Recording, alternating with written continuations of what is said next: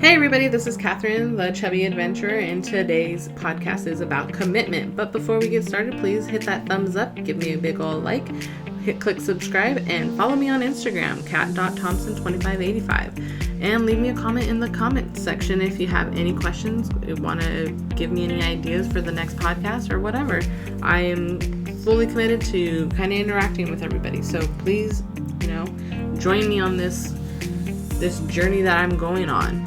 So now that we've gotten all of that out of the way, commitment. So I have lacked commitment to myself for the longest time, and commitment to my goals, commitment to my why, commitment to my motivation. And I've kind of gotten to this point where I'm like, okay, Catherine, you have to commit to yourself. You committed to work. You commit to a job that pays you, X amount of dollars a year, and you feel like you're abused there, but you're not doing anything for yourself. You commit to other things. You commit to people. You commit to your animals. You commit to your family. Why can't you commit to yourself? And I've had to kind of take a hard look at myself and what I've been doing with my life and how I've allowed myself to treat myself as if I'm less. It's not okay. And we all kind of do this to ourselves, whether it's in business, personal, with, significant others, or with our health. And I've done this not so much in business. I don't really allow myself to be taken advantage of in business, but I do allow myself to take advantage of my own self in my health. And again, hence the Chubby Adventure, where that was born. Just so you guys all know, this actually was going to start out as the Fat Chick Diaries. I really like the name. I still want to play with it. I might do a second podcast to that name, just because, again, I really like the Fat Chick Diaries, but it kind of, neglects the other half of the species, the men. So I kind of went with the Chubby Adventurer instead. But coming back to the commitment portion of this, committing to yourself basically is telling yourself that you're worth it and that you're worth committing to. It's kind of one of those things where, like, I'm a serial single person. Like, I like being in relationships, but I don't like being in a relationship. I don't like losing myself in a relationship, and I kind of feel that I've done that in the past. So I've kind of steered clear of getting into relationships because of this. And it, for some of us, commitment's kind of like a 4-letter word where we hear it and we kind of balk at the idea of committing. And I do that. I do that a lot, and I especially do that a lot with my diet and exercise. I've read this book. It's called The 5 a.m. Club, and it's all about business again, but it's also about your health and your well-being, and it's kind of read from a fable point of view. So when I first started reading it, I was like, what in the crap am I listening to? Like, this is weird. And I didn't realize that it was like a fable kind of thing, and it kind of had like these little Mr. Miyagi life lessons in it. And once I kind of got that and got the vibe of the book, I was like, oh my god, this dude is a genius. 5 a.m. Club, that's a really good book for everybody to read. If you listen to the audiobook like I love to do, I will always recommend audiobooks because you can listen to them in the car, and that's kind of when I get the most of my quote-unquote reading done. It's a really good book. Just kind of remember that it's kind of an odd narration of the whole thing, but the 5 a.m. Club is basically, you wake up at 5 a.m., you work out, you meditate, and you read, and that just gets your body and your mind going, and it kind of calms you for the day, and it kind of, amps you up for the day. So you're basically helping your body, your mind, and your learning, so your brain. It's a really great way to bring in the day. And I was doing this for a very long time. I think when I say a very long time, I think I mean like 2-3 months I did this, where I was getting up at 5 a.m. Then we, switched the clocks back or we jumped forward, spring forward, and I cannot get up past or earlier than 6 o'clock now. I mean, I try, and I hate it. I hate life. But I'm trying to get back there. So I just keep moving the clock back 5 minutes every week. Right now I'm still at the 6 o'clock hour, but I'm getting better of actually getting up out of bed at 6.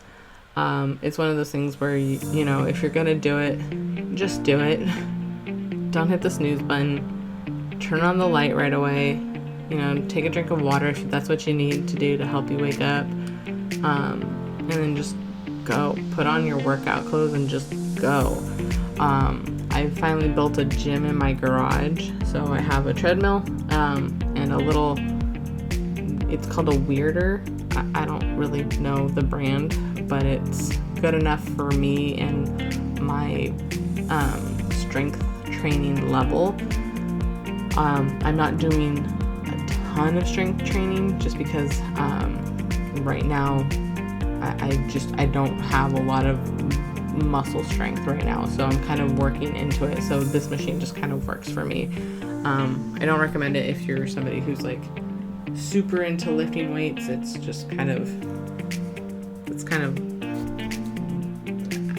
crap. Let's just put it out there. It's not a great machine. But I've been kind of neglecting my commitment to myself these past couple of weeks. And even with doing this podcast, which has actually been motivating me to, get my, SHIT together and just keep moving forward. So, saying all that, like, when you negate or when you fall back on your commitments, excuse me, when you fall off on your commitments to yourself, you basically kind of set yourself up for failure. You kind of get back into that mode of like, oh, I don't want to, it's, oh, I'm tired, I've had a hard day at work, and it's all BS. You're just being lazy. And when I say you're just being lazy, I'm just being lazy, people. I don't want to go and walk on the treadmill. I'd rather sit on my butt and watch TV. But then I kind of ask myself, what do I want 2 to 3 months from now? Do I want to be that person who just sits on her big old butt and doesn't do anything? Or do I want to be active and have energy after work? Because right now I don't have a ton of energy after work. I did have a lot more energy before, when I was working out almost every day in the morning or in the afternoon. I'm one of those people, if I don't do it in the morning, I probably won't do it in the evening. I'm a massive procrastinator. And I've found that I've been procrastinating on my life. So, and with my weight loss. It's just, it's horrible. So, I mean, I procrastinated with everything. I procrastinated all through college. I recently just got my master's degree in HR. And I kid you not, I would wait until 8:30 to start writing my paper that was due at midnight, and I would get it done, but I was stressed the hell out for those 2 hours. And I could have not been stressed. I could have just did the paper earlier. And, I'm kind of finding that's the same thing with my weight loss. I could have done this at 30. I could have done this at 29, 27, something. I could have done this before, and I keep putting it off, and I don't know why. So, again, I've had to just really focus in on my goals and what I want for myself. Like this year for, New Year's resolutions. I don't really believe in New Year's resolutions because everybody falls off. So I believe in commitments for the year, and I've committed to reading 100 books this year, walking 1,000 miles. It's actually, I kind of upped it to 1,200 miles, so I'm going to average basically 100 miles a month. I'm a little behind on my goal, not by much. I think like maybe by May 1st, I'll be like maybe 10-15 miles behind on my goal, which will kind of get rectified in these next coming months, hopefully. And I basically want to not run. That's like a 4-letter word for me as well. I want to build my podcast and start having an income from the podcast. So I want to, generate at least $10,000 extra income somehow, somewhere, some way. So those are my goals that I made for quote unquote New Year's resolutions. I haven't gone back on those commitments. I've wavered from them, and that's something that, we'll always do. We're always going to waver. You can't be 100% all the time. You get tired, and that's okay. Just remember that you need to make sure that you're like, you tell yourself, okay, I'm having a moment. I need just a day or two, or maybe you need a week just to kind of relax and come back to you and just kind of, whatever you do. If you meditate, you pray, you go out and play sports, or you go out and watch, sports, or whatever it is that you do to kind of refocusing on you, do it. But make sure you give yourself a hard deadline, and you have to give yourself a hard deadline. Otherwise, you're not going to go back. I found that that's what I do and that's how I get back into the rhythm of doing things. So basically what I do is if I'm just dead tired and I'm beat and I cannot fathom, eating another chicken breast and Brussels sprouts or potato, I, allow myself a couple of days. Usually I allow myself like maybe a Friday, Saturday, Sunday. And then by Sunday at lunch, I clean up everything. So by dinner time, I'm actually back to my normal, and I'm eating my chicken breast and some sort of vegetable, whatever I need in order that I know I need to do to master my goals. That's kind of what I've been doing. Can't do it too often. I have been doing it a little more often as of late. I don't know if it's because I'm a sabotager of my own life. It is something that I have done in the past, that I do sabotage myself. So that'll definitely be an episode is where we talk about sabotaging and how to get around that and what I've done in my life as a sabotager, as self-sabotaging. Jeez.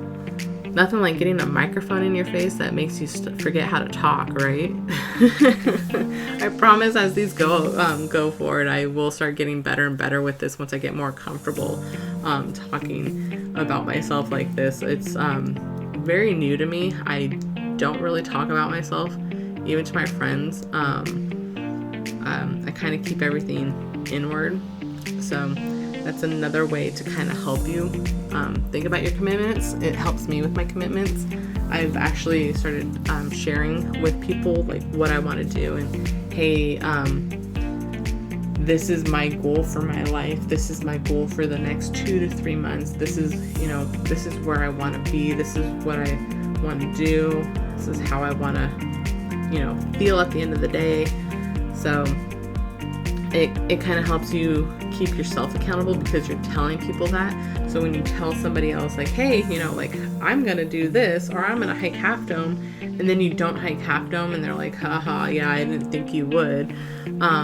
You're kind of like, if you're competitive like me, in a way, like you're going to sit there and be like, okay, no, I got this. Move aside. And that's basically where I've gotten. So, with the whole commitment thing, committing to yourself, when you make a commitment to somebody, you don't back off on it unless, life events happen and you just really, can't live up to a commitment. But at the same time, when you do that, you feel horrible. You don't like bailing on your friend, or, you know, letting your family down, or letting your boss down and your employees down at work. So why do you do it to yourself? And this is something, like I said earlier, it's just something that you have to focus on. You have to think about it, and you have to, you know, understand, like, hey, I've committed to doing this. I need to do this for myself. And in this case, you know, this is for my health. This is for my, you know, future self, myself when I'm 50, 60 years old. You know, I want to be able to look back and be like, thank you, 35-year-old Catherine, for getting your shit together when you did. Because if you didn't, I would probably be in a wheelchair now. And that's kind of what I've found that keeps me committed to myself. It keeps me motivated. It keeps me looking back to my why. It keeps me, you know, focusing on my goals. And it's just something that just, you know, really, it just brings you back to why you're doing things. And when you think about how you do make commitments and how you treat other people, that you don't treat yourself that way, you know, it's why do we do this to ourselves? Why do we treat ourselves less than we would expect somebody else to treat us? Why do we have such bad negative talk about ourselves? I mean, what does that solve for anybody or anything? It's just, it is what it is. But at the same time, we need to remember that we are here for ourselves. And if we're not our biggest fan and we don't root for ourselves, why should other people root for us?